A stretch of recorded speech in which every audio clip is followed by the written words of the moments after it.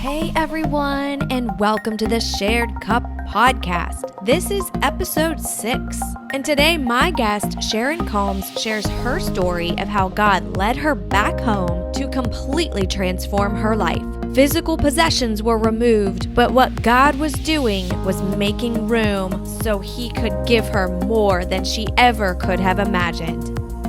I'm Alison Liddic, and this podcast is for women who want to experience the overflowing love of God through our own stories. We pray that you are blessed by this message. Hello, and welcome to the Shared Cup podcast. I am your host, Alison Liddic, and today my guest is Miss Sharyn Combs. Sharyn, welcome. Welcome. Thank you for having me. I'm so glad to be here. Yes, absolutely. I'm so excited to have you and for you to share your story with everyone today. Why don't we start with getting to know you a little bit, Sharyn? So if you don't mind, just tell us a little bit about who you are, what you do, maybe what you like to do for fun, or anything else that you want to share with everyone today. All right. My name is Sharyn Combs. I hail from Tulsa, Oklahoma, where the wind comes sweeping down the plain. I actually am a conference speaker, a keynote speaker, and an author.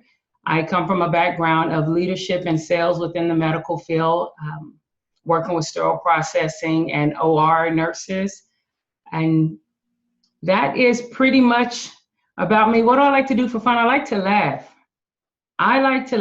And I like to worship. I like to sing like worship music, like Upper Room, things like that. But I really just like to laugh. It's good for you. It sure is. Well, we can share in that because I love to laugh as well. Well, thank you. I'm so glad that you're on, and your story is crazy powerful, just the way that God worked in your life. So I can't wait to dive into that and have you share that with everyone. So why don't we start with, wherever you feel is the best place to start your story. So take it away, girl. All right, excellent. Let's go full circle. Where I am right now is I'm very excited that I get to do what I get to do. You know, a lot of people go to work and sometimes it can just be so exhausting to go and do different things. But I'm excited that I get to do what I get to do because I know there's no way I should be able to do this but for God. And so I'm excited that I get to do it. I don't know why He chose me, but I'm all right with it. I'm here for it.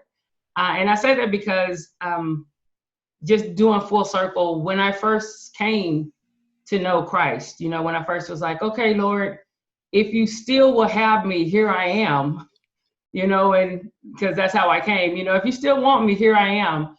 When I came to know Him like that, I really just was like, I want to learn, I want to grow, I want to touch the world. I want to just do all these things, God, for you. And I was living in Atlanta, Georgia, and my mother had fallen ill in Oklahoma. And I was going to go back to Oklahoma, and I ended up going back to Oklahoma. And when I went back, I was like, I kind of went back like almost dusting my shoulders off, even though I was a Christian, just like, I'm here. Everyone should be saved now because now I'm on board with you, Lord. Now the world can be saved. Just being honest, transparent.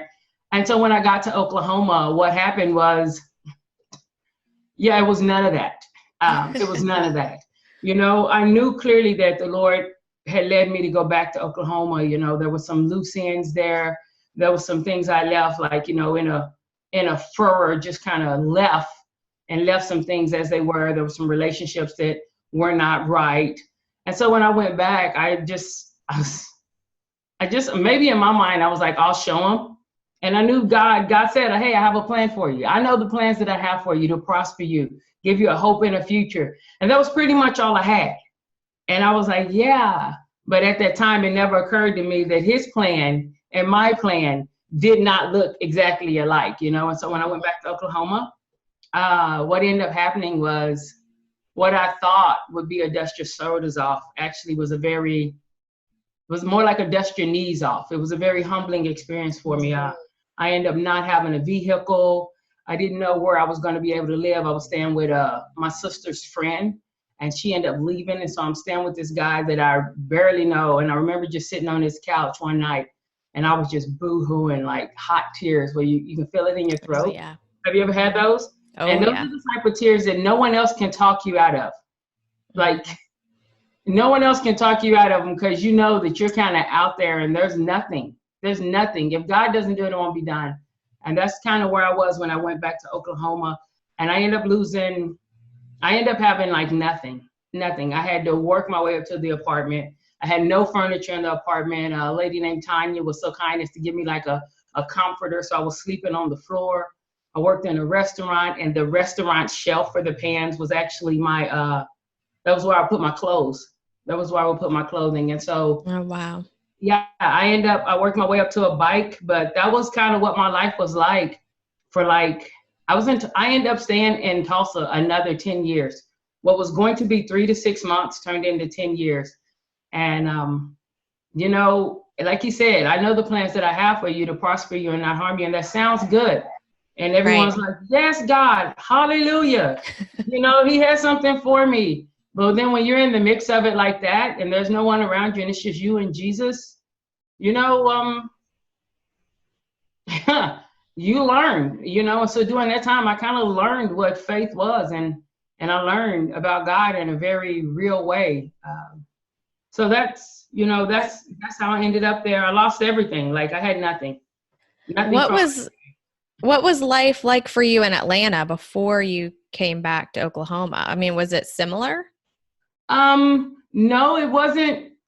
I wasn't making six figures, but I was actually a server. And so I trained. I worked for Brinker, and I worked at Chili's, and I would go and open different restaurants. And I did that before I got saved and after I gave my life to Christ.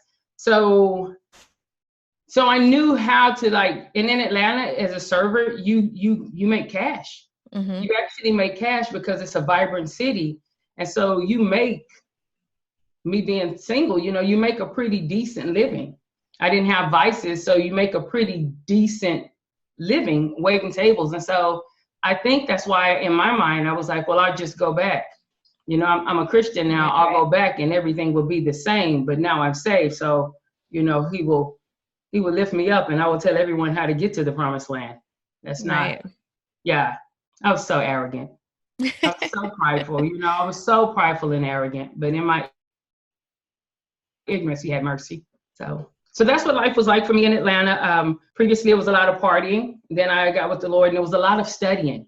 If I'm honest, it was a lot of studying. And in hindsight, it was a lot of stripping away of relationships too.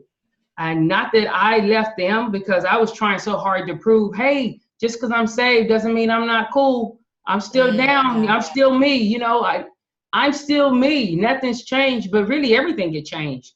But I didn't, you know, you want your friends, we all crave acceptance. And I didn't, you know, I craved acceptance too. And so what ended up happening is a lot of my friends separated from me because I wasn't doing some of the things they were doing, and I didn't realize, but that made them uncomfortable. Oh, yeah. Yeah, it made them uncomfortable. So that's kind of what life was like for me in Atlanta, you know? Yep. So you get back to Oklahoma, and you're thinking it's going to be sunshine and rainbows. Man, yes, sunshine, rainbow. Immediately I'm going to go into ministry. People are going to recognize the call of God on my life and just call me down out of just arrogance and youngness, you know. You're going to call me down. They're going to call me out of the congregation and say, I see the light of the Lord on you. And, you know, I'm going to be able to get the job that I want. And that didn't happen. As a matter of fact, what happened is the job I was doing, I was no longer able to keep doing because of things like 20 years ago in my past. And so I ended up losing that job. So I'm telling you, I had nothing. I lost the job that I had traveled with this company. I worked for them for like 4 years. I've been traveling with them, opening restaurants. Come on, you get to travel. It's fun. Everybody's upbeat. Right. You're around a bunch of trainers who open restaurants. The job is to be upbeat. And now I'm sitting here in this all bills paid apartment, 1 bedroom that's just dank, you know, like mold and mildew. And I'm like, this is not what I saw. And again, when I was sitting on that couch, I just remember clearly saying, God, I know you're not surprised by this. I know you're not blindsided. I am, but I know you're not. And so I trust you. And I don't even know if I did trust him or not, but I verbalized, I trust you. That's good. You know, I trust you. I know you're not blindsided. You know all. You know, you're Alpha Omega, beginning and end. That's what your book says. And so I have to believe that you were aware of these things, even though I wasn't. So we just began to build. We began to build. I began to have to look at things. I began to have to look at ungodly beliefs. And, you know, he just really took me through a time of looking at my belief system versus his belief system, my worldview versus what he has to say, my thoughts and my expectations versus his thoughts and his expectations. And it was a lot of growth. But I want to say this, throughout all of the time, if I didn't have Christ, I'd have been miserable, and I probably would have turned and went back. But God's grace was sufficient. Like, he's well aware of the stuff that we go through. We may feel like, oh, you forgot me, Lord. But no, he is well aware, and he knows just how much to develop in me what was needed for what he had for me. And I can see that looking at it now. But then it was just faith, man. It was just faith. But yes, I lost everything, man. I had a bicycle, the handlebars would slip, the brakes worked sometime and didn't, you know. And the cars I thought I would be driving, they were Suburbans at that time. Everybody had a Suburban. Yeah, they would just ride by me on my bike. I'd be riding my bike and they'd drive by me. And when a truck goes by you and you're on a bike, you know what happens? You shake from the you know, just the wind makes you shake. And so, yeah, about a full 2 years. And then God just began to bring me, you know, he began to show me things and show me his patterns and just say, you know, told me to master language. At the time, I was always wearing a hoodie and a sweatshirt, maybe some sweatpants, a big old coat, like a blazer, earrings and things like that. I wasn't thinking about any of that. Yeah. You know, he was like, I want you to master language. And who would know that at this point in my life, you know, I'll be talking to CNOs and CEOs of hospitals and of businesses, you know. $1 million businesses. Who would have known then? But he knew he had a plan for me. You know, he had a plan to give me a hope in the future. And so a lot of the time, that's what I was talking about. I was just sharing, like, that's clay time. Have you ever heard well, I'm sure you have, with the powder and the clay? That's the clay time right there. We say it, God, yeah, put me on your will, you know, but some things that go on that wheel that are not pleasant. They're not pleasant. And I don't know a different way to say that, you know, like I lost everything, but I did get it. I did get it back. I did gain it back. And it wasn't overnight. Yeah. It wasn't overnight, but that's a lot of that clay time, you know, not running. And I wish I could say I didn't run because I was so strong in the faith. I didn't run just because of his mercy and that he held me, you know. I can't take credit for that. Yeah. I love that, because I think a lot of people think that they're too broken. Like they're the pot, they're too broken to be used. But you're like, that's clay. I love how you said that. That's clay time. That's where the potter, picks you up and reshapes you. Yeah. Yeah. You know, I really think God takes pleasure in trophies, not in a negative way, but like, you know, he says the scripture about how he takes these foolish things and confounds them. Mm-hmm. Even when he began to bring me, even when I began to do different things at different levels and talk to different people, different audiences, different profession levels, you know, there was, even throughout that season, there was a time of like unworthiness. And I'm still not saying I'm worthy because of what I did. We're all worthy because of what he did. Right. But like, you know, there'll be times I'm just like, no, but I think that God really takes pleasure in that, because that's living proof that, hey, my pot probably still broken, but you know, like my pot was broken. I mean, my pot was broken, man. Like, there's so many things I wasn't supposed to get to do, and I've done them. Mm-hmm. There's so many places I wasn't supposed to get to go. Jobs I wasn't supposed to have. On paper, you cannot have this job. You are not qualified for this job. And I end up getting the job, you know? even after Yeah. I'm no longer applying for it. And so again, that's that clay time. So when we talk about like the shared cup, if I could share, that's what I would share with people. Listen, I get it. I don't know what your struggle may be or what it looks like. I don't know how your outline is of your struggle. You know, it could be cancer, it could be a miscarriage, divorce, a loss of someone, just feeling alienated. Like, I don't know my purpose and I've never known my purpose. I don't know what your outline is, but real talk, like God is faithful and he can use it. That clay time is good. The clay time is good. It doesn't always feel good, but it's good. So if you find yourself in that place, you know, man, I don't know, y'all, just lean into him. That's all I can say. Just lean into him because he's faithful and he'll help you, and he'll help you navigate professionally, personally, you know, spiritually, relationally. He'll help you navigate.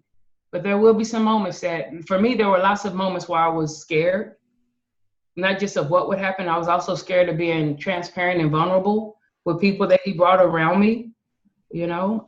Yep. During the time when I didn't have anything, I remember there was a pastor. She came up to me and she was like, "Are you okay?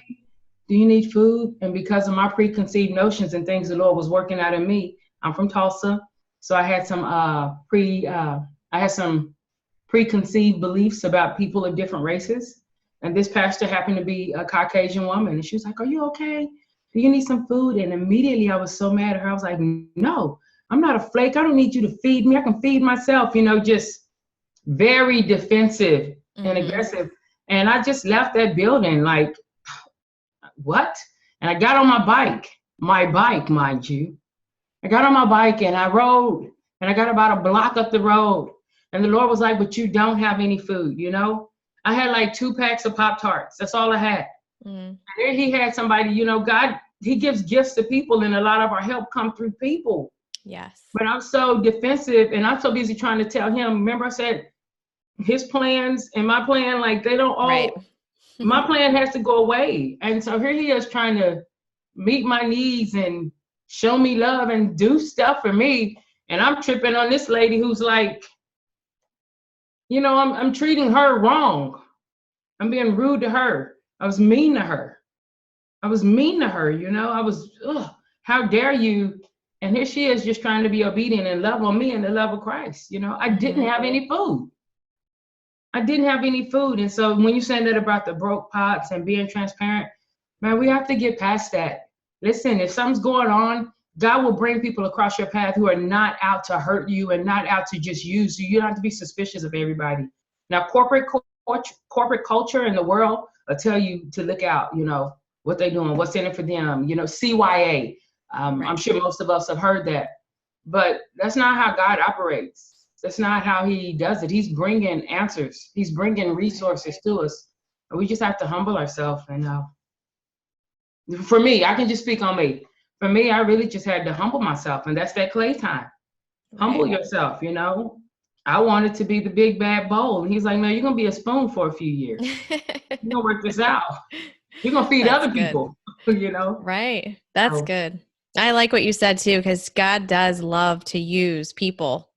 And they don't even have to be believers. He'll still use them to provide for you. He will. He will. Yeah. The earth is the Lord's and all they that dwell therein. Yes, he will. And so a question for you, because I know you've said it a couple of times, the Jeremiah 29:11.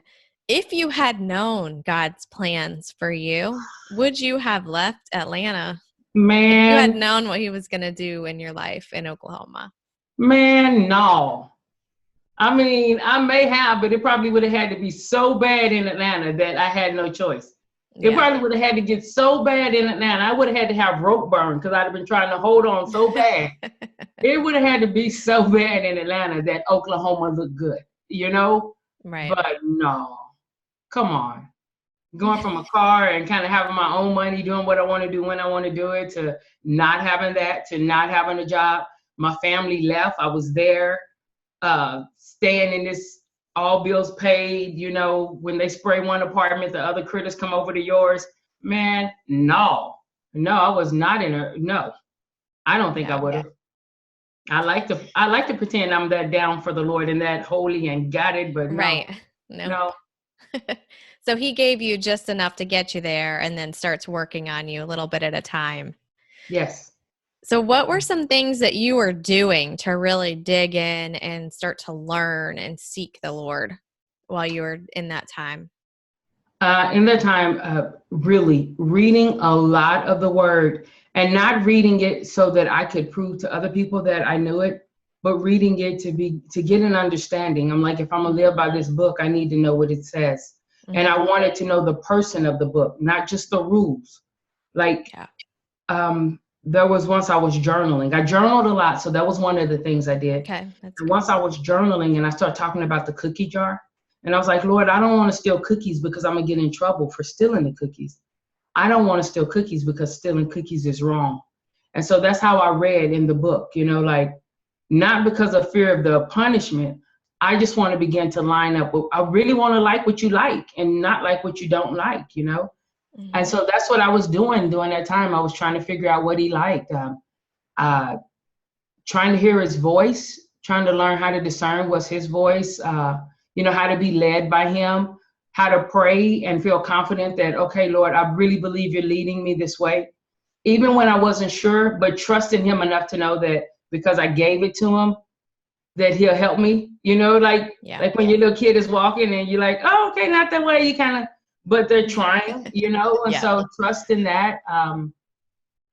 And again, humbling myself and being willing to receive the help. A lot of people like to just go get help. It burned me every time. It melted a little bit of my pride every time I had to ask for help. And so also repair some relationships with my family, Oh, that's good. things like once I got there, it was like you have some loose ends. There's some things you need to tie up. There's some relationships that need to be restored. I had a brother. I have 3 brothers and I have 3 sisters. I'm the youngest. My youngest brother is 4 years older than me. My oldest sister is about 15 years older than me. So the middle brother, we really clashed. We really clashed a lot. We didn't have the healthiest of upbringing. We had love, but it was dysfunctional love. And so when I left Oklahoma, I was like, I don't have to see him again. There was a sister. I was like, I don't have to see either of them again. And I'm good. I'm good. Yeah. And the Lord is like, no. And even with that, again, listen, man, stuff is not all peachy creams all the time. It gets peachier. It does get peachier, Alison. It gets peachier. But like with my brother, that first couple of years I was in Oklahoma, for sure, he would cuss me out every day. Every time he saw me, he would cuss me out. I ended up going to Oral Roberts and he was like, they don't take people like you there. And they just cut me, because I'm already insecure. I already think maybe they won't take me. Right. Maybe they really don't take people like that. And so then he comes and he reinforces the lie, the enemy telling me I'm not good enough. They don't take people like you there. But they did take me, not once, but twice, And so, but what ended up happening, like me and my brother, we're cool now. Like we're cool. Not only are we cool, like he knows I'm a believer for real. Yeah. He's seen God do things, and the things God has done in my life caused him to calm down. Imagine that. That's big. That. That's crazy, right? That's good. Good on the Lord. That's what I'm saying. So, man, God is effective. So, anyway, those are some of the things I did. A lot of studying, a lot of worshiping. I still ended up working at Chili's. I just couldn't work in the same capacity that I worked before. Again, something God did. This manager, I didn't know this gentleman. I had just came back to Oklahoma. He ended up, like, when I couldn't get the license that I needed to work in the capacity I worked, he wrote a new job description for me. Wow. So that I wouldn't be without money. And like I said, I don't know him, but that's what I'm saying. Like, I had my plans and was showing me, like, it doesn't matter. It doesn't matter where you are. I can touch whoever I want, right. And I've seen him touch atheists, sinners. I've seen him touch all kind of people and work it out so that it helps my path be smoother. And also he's allowed me to help other people's path be smooth, So those are some of the things. I don't know if that answers your question, but those are some It of the does. That's great. Yeah, because I think a lot of people hear, or, I don't know, from someone or just in their minds, that once you receive Jesus, it's like a smooth ride, which, like you said, it can be peachy, and it might be peachy right now, but it takes a bit to get you there, because he had to peel some layers back on you before you could do what you do now. Here's the thing. He did have to peel it back. And I think what a lot of believers don't realize is we're going one way. Like, we're going with this current. We're going with the sway of whatever we were going before we said. And like, you can be a Christian and you're like, you go to church. And then sometimes you have like a moment where you're like, no, you know what, Lord, I am going to allow you to come and really have more of an influence in my life. I am going to allow you to be the foundation and the guiding principles of my life. And when that happens, is what most people don't realize, is now you turn. Be like 360. No, 360 is the same way, 180. And so just picture being on a crowded road or in a stream full of salmon, all going one way, and now you try to turn, and now you're going the other way. Now he does get a path for you, but you're still going against the flow, Right. You have to go against the flow but the Bible says he brings us into an open space, he brings us into a broad place. But no, it's not always peachy.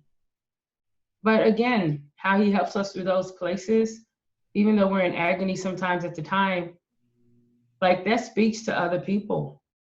That speaks to other people that they can make it through.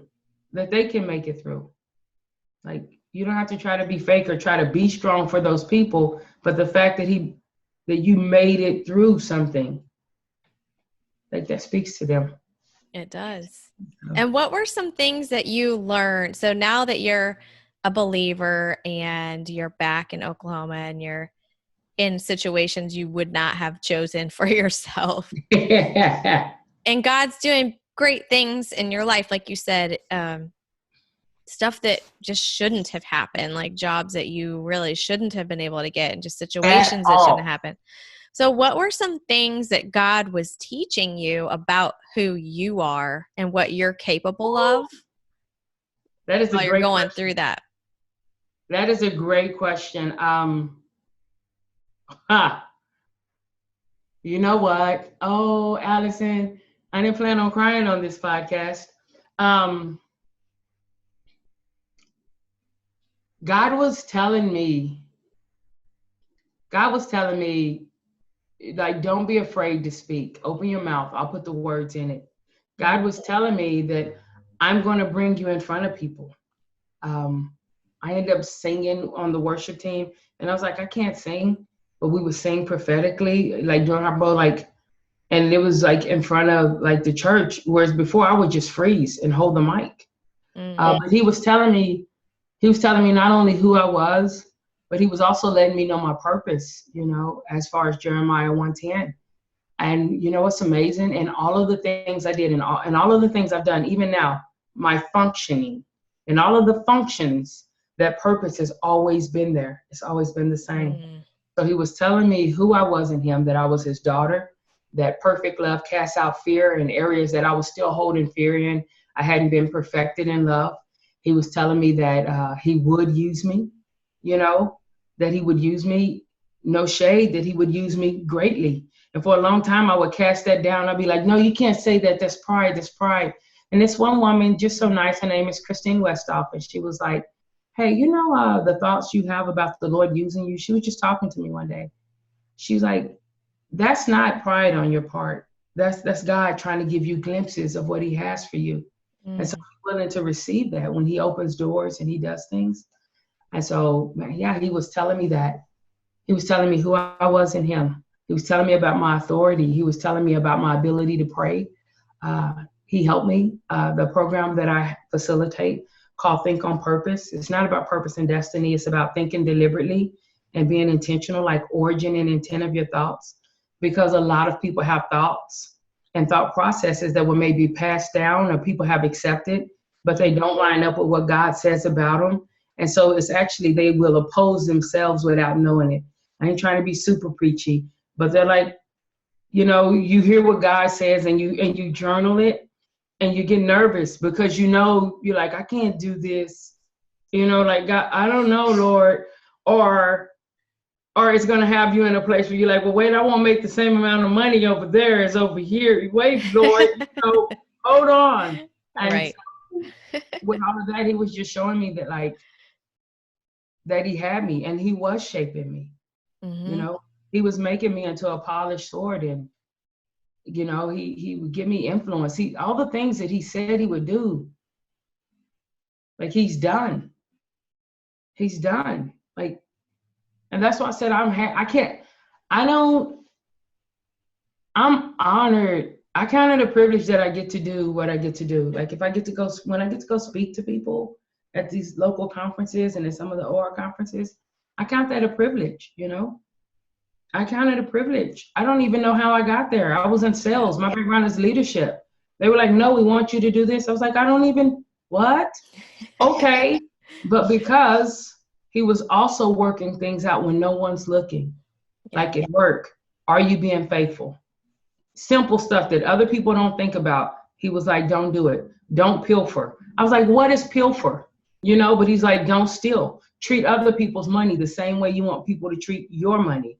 Don't lie on your timesheet. Don't gossip. Oh my gosh. Can I just tell you about the gossip?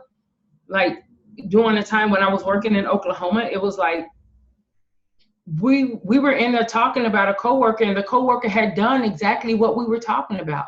And I was the only believer in the group. The coworker we were talking about was a believer. The coworker had done what we were saying. They really did do it. And so I had went out on a run somewhere driving, and I was so convicted. I was convicted because it was like, you don't do that. Like, we're all the body. Yeah. Don't talk. That's my son. Just like you're my daughter, that's my son. You don't get to just do him like, because that's my son. And when I was gossiping about his son, I was taking myself out of him, and now I'm bucking up against God, and he was like, don't do that. And he just showed me even that, like, even though we live within this world system, God supersedes that. His principles really do. And that's probably why I could have jobs that I wasn't supposed to have, Yep. So does that make sense what I'm saying? That's like, exactly why, girl. I kept having to ask those people. I was like, y'all, I'm so sorry. Please forgive me. Not even the person I talked about, but the people I was talking about him. And they were like, that doesn't make sense. One of them was an atheist. He was the manager too. He was like, that doesn't make sense. It just doesn't make sense. I said, maybe not, but what governs you doesn't govern me. And I can't operate like that. Yeah. And immediately my day shifted. Wow. Immediately my day shifted. Everybody else in there kept having a rough day. My stuff was like the Red Sea parted. And I felt like the Lord was just letting me know, like, hey, yeah, he did it. Even though he messed up, you still have to be mindful of how you speak. Yes. And that's even some of the things I teach now. We speak to behaviors. We don't talk about people. We address behaviors, That's so good. So good. Even though it's true, it doesn't matter. It's still gossip. Yeah, that's good. And I love how God he's revealing stuff to you, continuing to just peel back. And I know that'll continue until we're in heaven, right? There's going to be more layers that need peeled. Pulling back the patterns. And again, I do want to say, may I say this? He was pulling back the patterns that opposed him, but he was doing it, not me.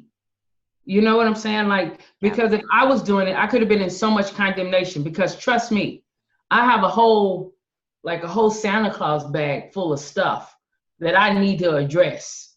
But he was like, no, let me decide what to address. I'm glad you're in the house. Let me decide what to address. And so when he showed me the things, God will tell you what he feels about something. And it's up to us if we want to come into agreement, or if we take another lap. He still loves us, but we might take another lap. Yeah, that's good. I'm glad that you went into that, because condemnation and conviction are two totally different things that I think a lot of people don't know. So that's something to dive into, just to know there is no condemnation in Christ Jesus, but he will convict us. Conviction has a Jeremiah 29:11 on it. There's going to be some hope in it. He'll show you what it is. I don't want you to go through this undue hardship, daughter, son, child of mine, disciple, name, whatever. There's going to be undue hardship if you continue on this path. Yep. Here's a better way. Condemnation is going to have you like, it's going to be more like just heaping insults on you, type of, you're not worthy, you suck, you'll never get it right, you'll never be, just those tormenting echoes. That's what comes with condemnation. Yeah. With conviction, there's a door. There's a way out with conviction, Amen, girl. Yeah. So you went from, and I know this will be a big fast forward, but from that story, from where you were in that apartment, sleeping on the floor, to God shaping you, molding you, putting you on that potter's wheel, and just really teaching you about not only him, but how he sees you and who you are in him. So tell us about what you do now. Where are you at now? Well, this is where I am now. I am a conference speaker. I actually, effective 2019, became a formal keynote speaker. I'm an author. I have a book called Hold Your Form, and it is emotional intelligence in its simplest form.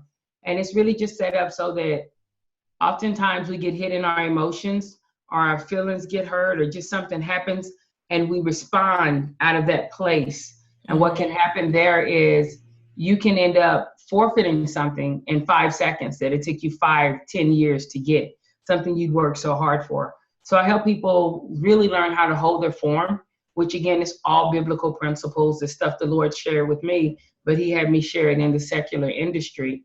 So I get to do that. I get to speak.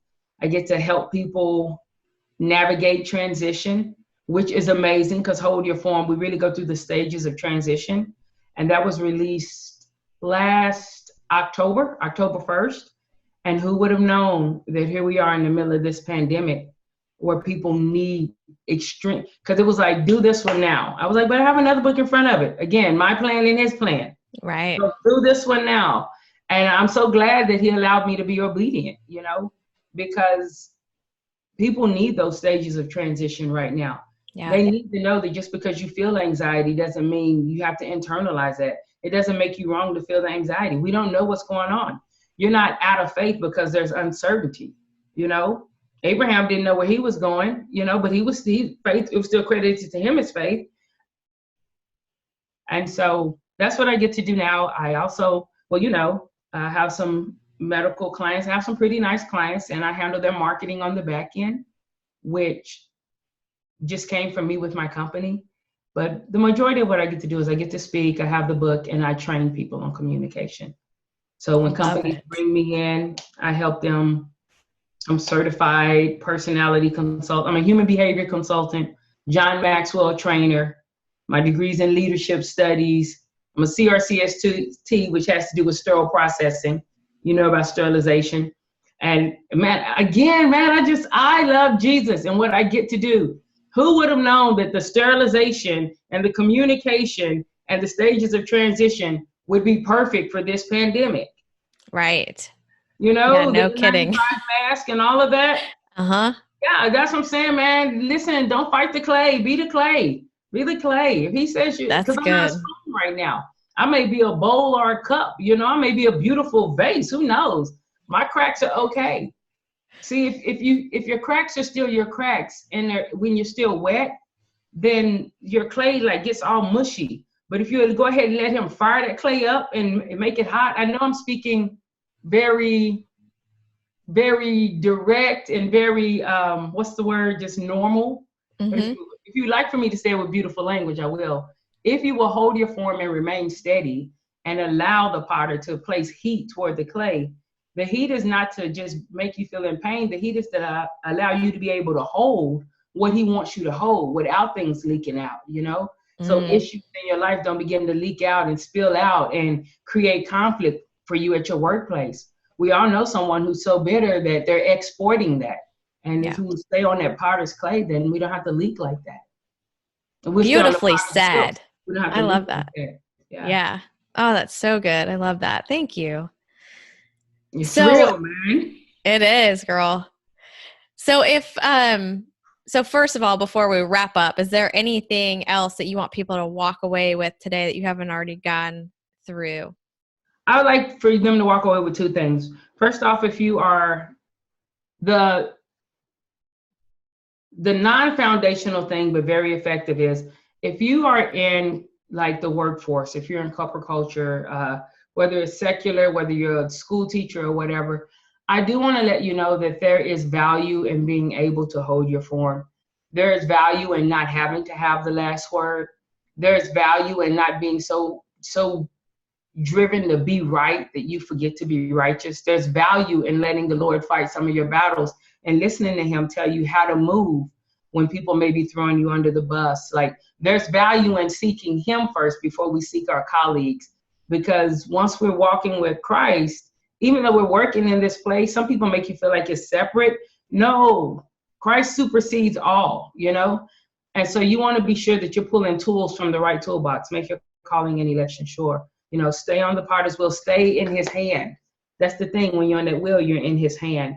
And so I want to let you know that there's value in, again, there's value in a soft answer, turning away wrath, and kind of being patient, listening.